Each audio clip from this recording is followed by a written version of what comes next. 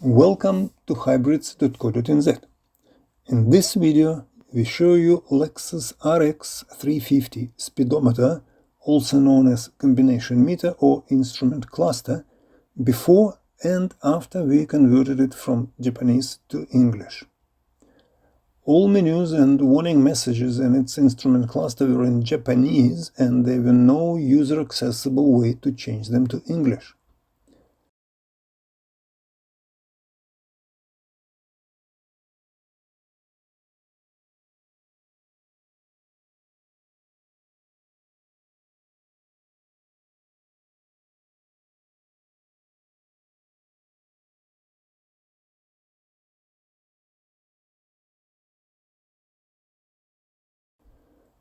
After conversion, instrument cluster displays all menus, statistics, and notifications in English.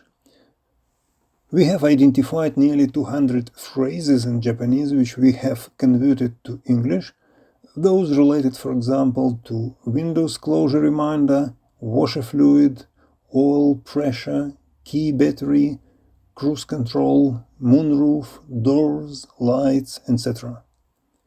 Apart from normal driving conditions, any notifications and warning messages will now pop up in English. Thank you for watching.